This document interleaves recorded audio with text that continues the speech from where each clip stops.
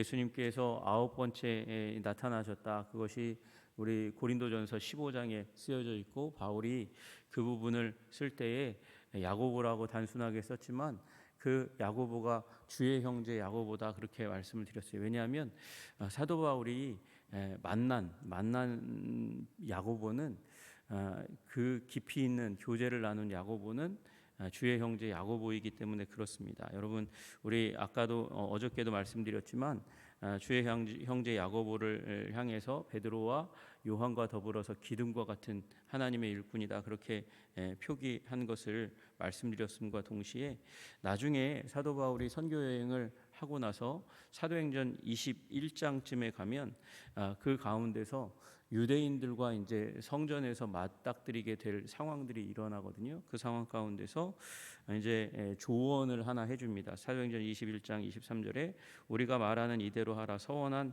네 사람이 우리에게 있으니 그들을 데리고 함께 결례를 행하라. 결례, 그러니까 유대의 정결 예법을 따라서 행하라. 그들을 위하여 비용을 내고 내어 머리를 깎게 하라. 그러면 모든 사람이 그대에 대하여 들은 것이 사실이 아니고, 그러니까 율법을 완전히 무시하고 율법을 더럽게 여기는 그런 존재라고 여기는 그런 오해가 풀리게 될 것이다. 그래서 그대에게서 들은 것이 사실이 아니고 그대도 율법을 지켜 행하는 줄로 알 것이다. 이렇게 조언해 주는 사람이 바로 이제 주의 형제 야고보입니다. 그래서 주의 형제 야고보에게 바울도 조언을 듣고 그의 말을 따라서 그래서 이제 예루살렘 교회와 그리고 유대 그리스도인들에게 이제 에스고임서 받아들여지려고 하는 그런 일 가운데 그 충고를 받아들인 사람으로 그렇게 기록하고 있습니다.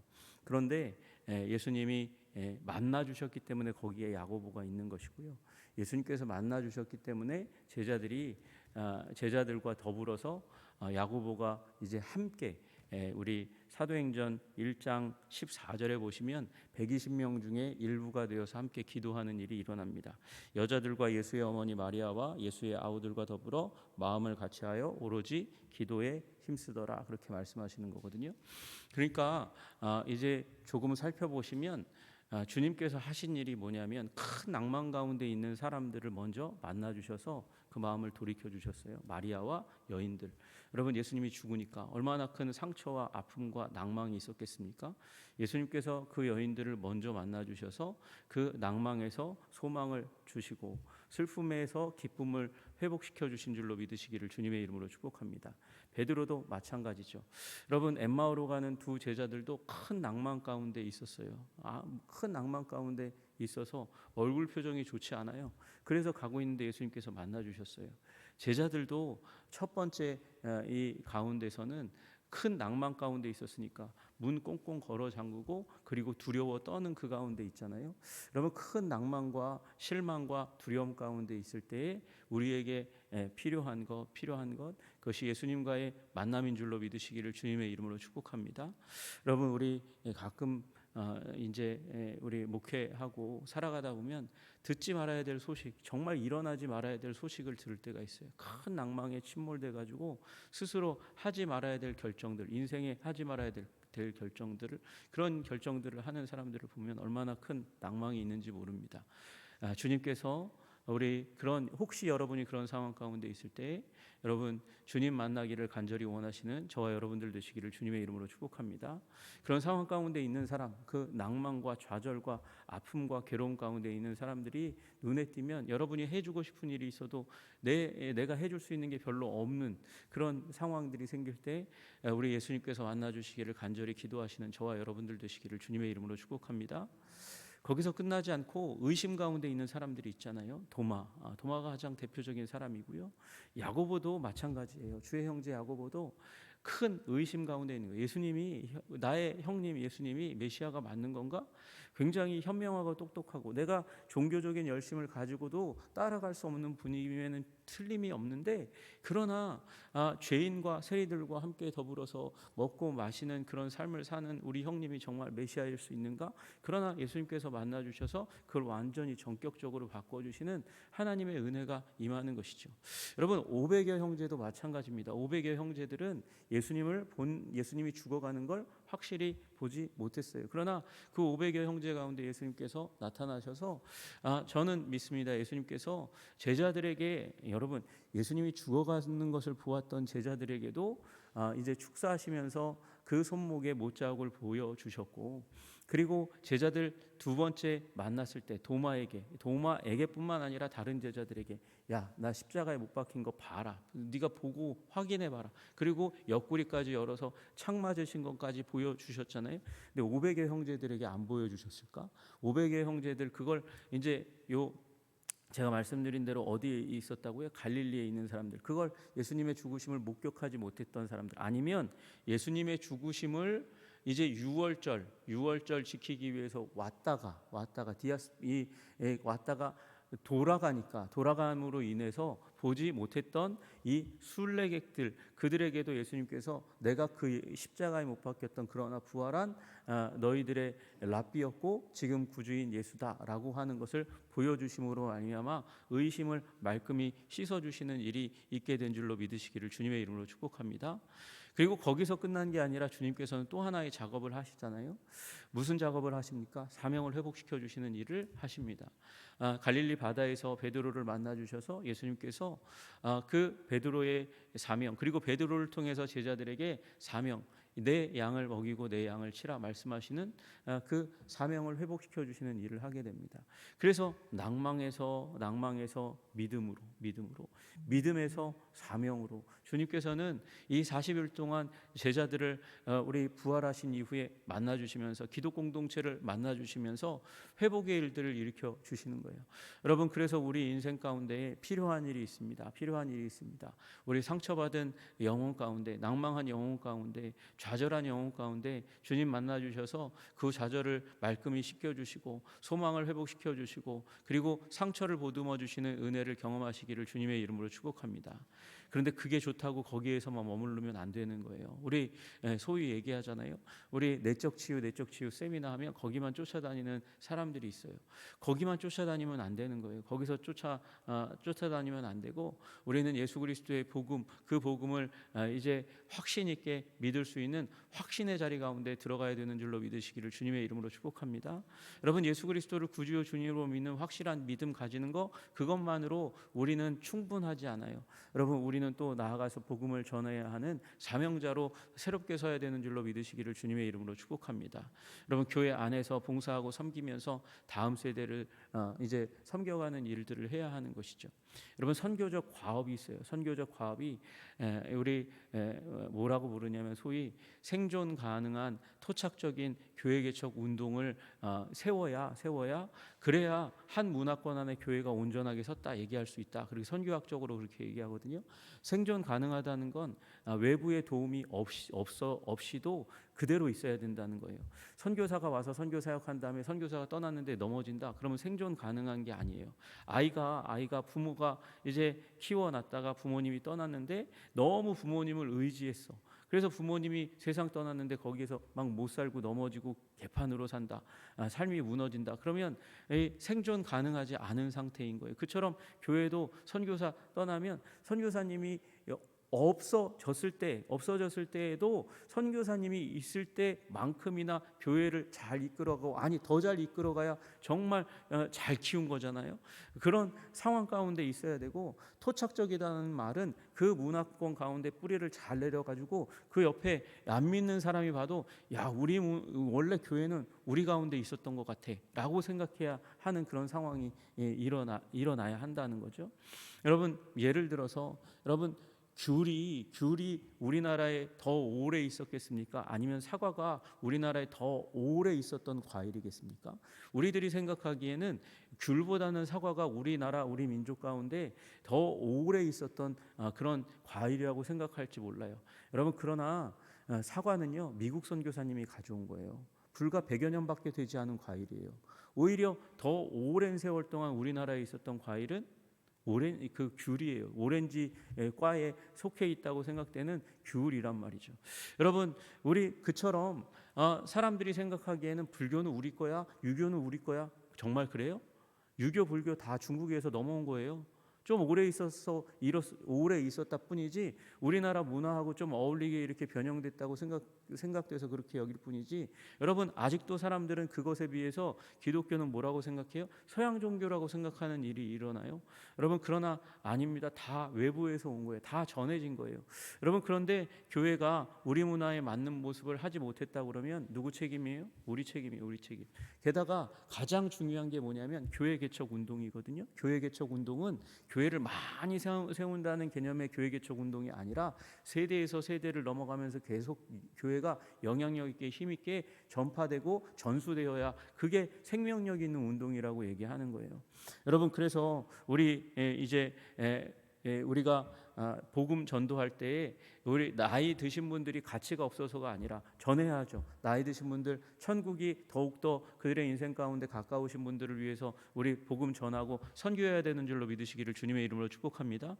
그러나 또한 동시에 다음 세대 이 기독교의 생명력을 이어갈 다음 세대의 에너지를 쓰지 않으면 우리 교회는 10년 20년 후에 힘을 잃고 50년 100년 후에 교회가 이 땅 가운데서 사라지는 일이 일어나게 되니까 교회 개척 운동 세대를 넘어서 복음의 영향력을 넘겨줘야 하는 일이 일어나야 되는 줄로 믿으시기를 주님의 이름으로 축복합니다.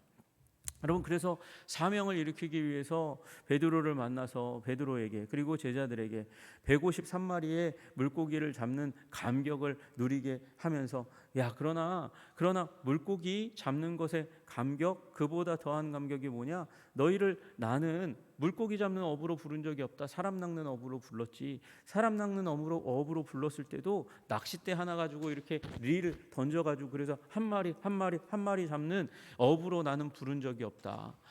너희들이 함께 팀으로 함께 더불어서 일하면서 그물로 수많은 물고기를 낚는 그 영혼을 낚는 그 기쁨을 맛보는 어부로 나는 너희들을 불렀다. 그렇게 주님께서 우리 제자들 함께 있을 때 베드로와 더불어서 모든 제자들에게 말씀하신 줄로 믿으시기를 주님의 이름으로 축복합니다. 그리고 예수님께서 어디로 가셨어요? 갈릴리에 가서 산에 이르러 오늘 본문에 그렇게 얘기하거든요. 그러니까 갈릴리 산으로 가셨어요. 갈릴리 바다에서 있다가 갈릴리 산을 또 한 번은 500의 형제들과 만나기 위해서 아마 변화산이라고 하는 그 산 가운데 갔을 거다. 무어 박사는 그렇게 얘기하거든요. 왜 그렇게 얘기할 수 있냐면 아직도 제자들은 의심하고 있으니까. 여러분 우리 17절에 보세요. 예수를 배웠고 경배하나 아직도 의심하는 사람들이 있더라. 여러분 이 사람들이 누군가? 여기 16절에 보니까 11제자가 있는 자리라고 그렇게 얘기했거든요. 11제자들 가운데서 아니 이게 돌대가리가 아닌 이상 어떻게 이렇게 의심할 수가 있어요? 예수님께서 안식 후 첫날 부활하신 그날 이제 저녁 때 예수님이 10명의 제자들 만나 주셨잖아요. 아니 10명보다 더 되겠네요. 왜요? 엠마오에서 온 두 제자가 그 가운데 있었으니까. 그리고 일주일 후에 도마가 있는 상황 가운데 예수님께서 또 만나 주셨잖아요. 또 만나 주셨고 그리고 갈릴리 바다에서 또 제자들과 함께 더불어 만나 주셨잖아요. 그게 세 번째 만남이라고 요한이 친히 기록해 놓지 않았습니까? 그렇게 만나 주셨는데 뭘 또 의심을 그렇게 하고 그래요? 그 이유가 뭐냐? 500의 형제 가운데 나타났을 때 그래서 그 무어 박사님의 추론은 그런 거예요. 변화산상에서 예수님께서 엘리야와 모세와 더불어 이제 죽으시기 전에 변화되신 것처럼 그들에게 이제 앞으로 장차 고난과 환란이 있게 될 그 500의 형제 갈릴리의 500의 형제들에게 또한 더불어서 요 세 명에게 보여주셨던 그 변화의 일부를 맛보여 주시지 않았을까? 부활하신 그 영광의 몸체를 변화하신 모습을 약간 보여주시지 않았을까? 그렇게 얘기하는 거죠. 그리고 그러니까 이제 11명의 제자가 예수님을 부활하신 것을 통틀어서 4번 이 500의 형제들과 만나 주시는 그 가운데도 제자들이 있었을 거니까 4번의 만남 이후에도 여기 의심하는 어떻게 저럴 수 있지? 우리 예수님 부활하신 것까지는 믿었는데 아니 어떻게 또 광채 있는 모습으로 변화될 수 있었지? 아니야, 예수님이 돌아가시기 전에도 변화되었어. 베드로와 야고보와 요한이 자기가 경험했던 변화산의 경험을 다시 한번 얘기하면서 그때 비밀로 쉿 하고 예수님께서 비밀로 삼으신 것을 그때 이제 베드로와 야고보와 요한이 풀어놓아서 사람들이 알게 되었다. 그렇게 얘기하는 거죠. 여러분, 아직도 의심하는 사람들이 있어요. 예수님의 죽으심과 부활을 의심하는 게 아니라 이 부활의 영광이 어떠한 것인지 아직도 가늠하기가 너무나 어려우니까, 죽음에서 부활한 것도 너무나 황당하고 받아들이기 어려운 놀라운 일인데, 예수님이 분명히 저 손에 못자국을 가지고 계시고 옆구리에 창자국을 계신 그분이 저기에서 멀쩡히 걸어 다니실 뿐만 아니라 생전의 모습과는 다른 모습으로 약간 변형되셨어요. 변형되셨으니까 잘 알아보지 못할 뿐만 아니라 예수님께 그 몸 가운데서 영광이 보여지는 거예요. 영광이 보여지는 거예요. 여러분, 이 영광의 모습은 사실은 구약에 나타난 모습이잖아요. 나타난 모습. 모세가 산에 올라가 가지고 하나님을 배웠고 내려오니까 너무도 광채가 너무나 감당할 수가 없으니까 수건을 씌울 수밖에 없을 만큼 하나님과의 임재 가운데 있는 것은 사람으로 빛나게 만든단 말이에요. 여러분, 그게 그냥 얼굴 표정이 밝아지는 것 정도가 아닌 거죠. 여러분, 그런데 예수님은 누구십니까? 예수님은 하나님과 만난 자가 아니고 그 이상이잖아요. 하나님이십니다. 하나님이시니까 그분의 광채로 말미암아서 우리 제자들이 아직도 의심하는 일이 있더라. 여러분, 그 모습이 요한계시록에는 여과 없이 요한이 보게 되잖아요. 요한이 이게 꿈인가 환상인가 실제인가 할 만큼 우리 예수님께서 교회들 가운데서 다니시는 것을 우리 사도 요한이 목격하는 일들이 일어나게 됩니다. 그런 영광의 주님께서 부활하셨을 뿐만 아니라 영광을 품고 계신 주님께서 이제 권세 있게 제자들에게 말씀하시는 거예요. 하늘과 땅의 모든 권세를 내게 주셨으니, 여러분, 우리 주님께서 하늘과 땅의 모든 권세를 가지신 주님이신 줄로 믿으시기를 주님의 이름으로 축복합니다. 일부가 아니고요, 모두를 다 받으셨어요. 모두를 다 받으셨어요. 우리 예수님은 편재하시는 하나님이신 줄로 믿으시기를 주님의 이름으로 축복합니다. 여러분, 편재한다, 무소부재하다는 얘기잖아요. 여러분, 육신을 가지고 계신 독생하신 하나님이신데, 그러니까 육신을 가지고 부활하셨는데도 불구하고 그 몸을 가지고 계셨고, 그 몸을 가지고 계셨다는 것을 보여주기 위해서 예수님께서는 먹을 것을 가져오라 그래서 드신 예수님이세요. 그럼에도 불구하고 우리 예수님은 몸으로 우리들에게 보이시고 우리들에게 이제 부활 후 우리가 갖게 될 몸이 어떠한 것인지를 알려주시는 주님이심과 동시에 하늘과 땅의 모든 권세를 가지시며 하나님께서 가지고 계신 모든 능력을 다 가지고 계신 무소부재하시고 그리고 전지하신 모든 것을 다 알고 계신 우리 주님인 줄로 믿으시기를 주님의 이름으로 축복합니다. 여러분, 우리 예수님께서 그런 가운데 내가 모든 권세를 다 가지고 있고, 지금 이제 11번째 만남, 이제 감람산에서 예수님께서 제자들을 만나 주신 다음에 어디로 올라가세요? 천국으로 올라가세요. 천국으로 올라가셔서, 그런데 제자들이 감히 뭐라고 쓰냐면 하나님 우편에 앉으셨다 그렇게 얘기하거든요. 그 봤어? 본 적 있어? 언제 봤어? 보지도 않고 뭐 그런 말을 쓰고 그래. 여러분, 그런데 다니엘서 7장에 예수님께서 그 천국에 올라가시는 모습을 다니엘이 먼저 본 장면이 있으니까 제자들이 그걸 보고 믿는 거예요. 예수님이 그 자리에 올라가신 이유가 무엇입니까? 그게 대관식이에요. 대관식. 하늘나라의 왕으로서 이제 사명을 다 마치고 올라와서 대관식을 치르시고 하늘과 땅의 모든 권세를 받으시는 대관식을 치르시는 거예요. 그걸 미리 말씀하시는 거예요. 하늘과 땅의 모든 권세를 내게 하나님 아버지께서 내게 주셨다. 여러분, 그리고 나서 우리 주님께서 말씀하시는 바 그러므로 너희는 가서 모든 족속으로 제자를 삼으라 그렇게 말씀하십니다. 여러분, 모든 권세를 가지신 주님께서 우리를 모든 민족으로 보내시는 줄로 믿으시기를 주님의 이름으로 축복합니다. 여러분, 이